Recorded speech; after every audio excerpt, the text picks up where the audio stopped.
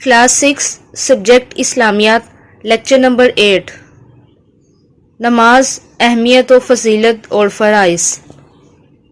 نماز اللہ تعالیٰ انسانوں کا خالق، مالک اور رازق ہے۔ خالق بنانے والا، رازق رزق دینے والا، لہٰذا صرف اسی کی عبادت کی جائے اور اسی کی بڑائی اور پاکیزگی بیان کی جائے، مطلب اسی کی تعریف کی جائے، اسی کی عبادت کی جائے۔ اللہ تعالیٰ کی رضا اور خوشنودی حاصل کرنے کے لیے نماز اور دیگر ارکان اسلام کی ادائیگی عبادت ہے۔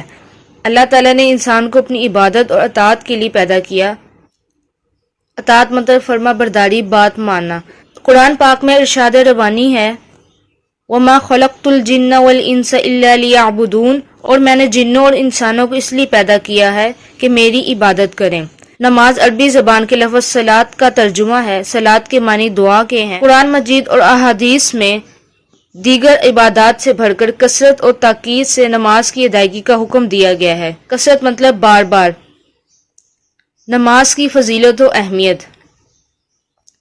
اسلام کے 5 ارکان میں نماز دوسرا رکن ہے۔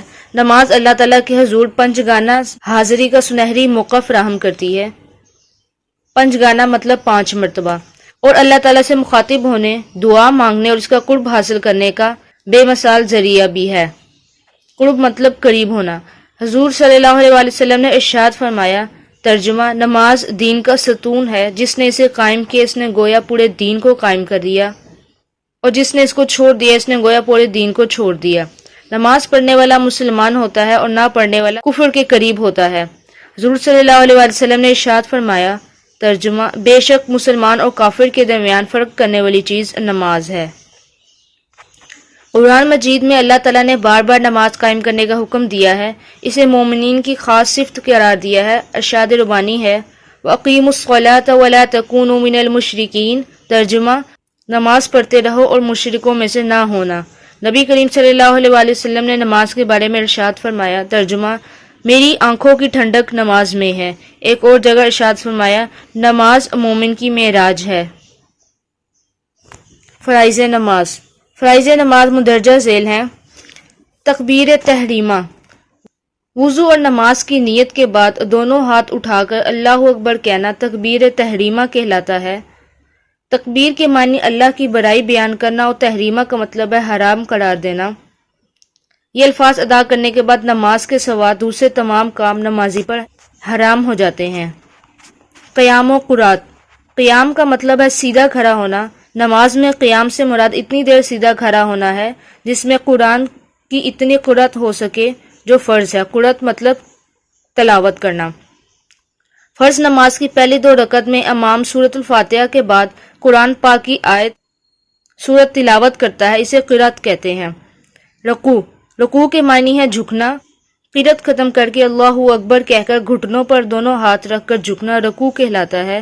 سر، گردن اور کمر ایک سیدھ میں زمین کے متوازی ہوتے ہیں۔ متوازی مطلب برابر، اور زبان سے سبحان ربی العظیم کہہ کر اللہ کی پاکیزگی اور عظمت کا اقرار کیا جاتا ہے۔